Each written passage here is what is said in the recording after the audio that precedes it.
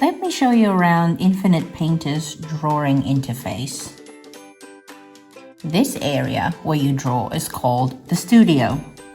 It has the main workspace, but it also has other workspaces, which I will show you later as we go along.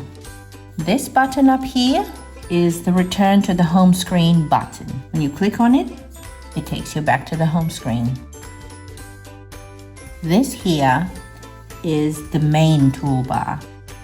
If you tap and hold this, you can dock this on the sides, on the bottom, the top, or anywhere you like.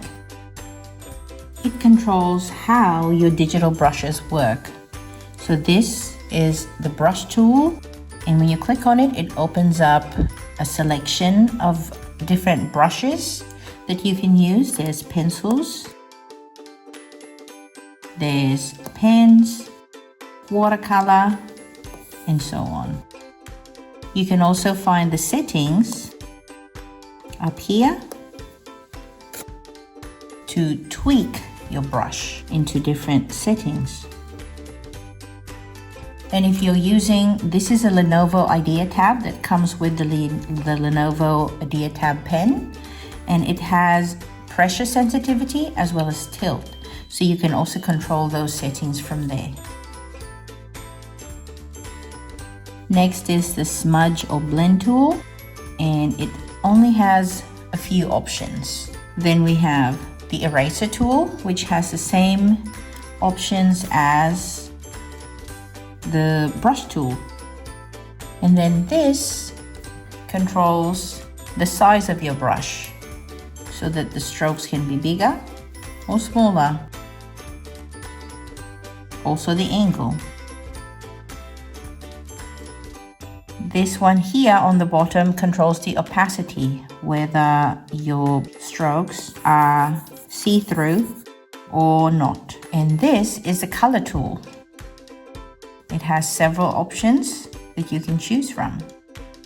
Down here, you will find two buttons. These are the undo and the redo buttons. Up here, we have the tools menu. So I've got my tools over here. You've got your fill, different kinds of fills, your guides, shapes, symmetry, perspective, and the camera. And if you swipe across, then you can get to the editing tools. We've got the selection tools, the lasso, rectangle, transform, edit, pattern, and canvas. Next to the tools menu, we've got the layer panel.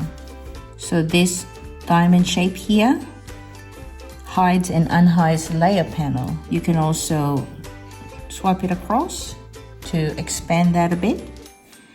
And you can see these are your options that you can have. You can use the eyeball to hide or unhide that layer.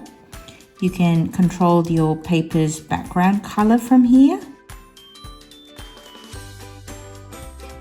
You can also control the texture from here to give it a paper-like texture or turn it off.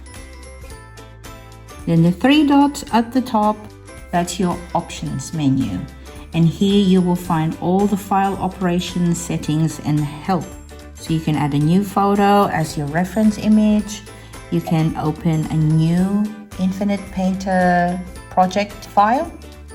You can save this, which is recommended. You save it at every occasion that you can possibly remember. Import, export, and this is where the time-lapse recordings happen. But if you're on the free version of Infinite Painter, you won't have the ability to record the time-lapse of your art. And also more settings. Thanks for watching. My name is Michelle and I'm a surface pattern designer from Australia. I teach others how to make seamless patterns using the Infinite Painter app.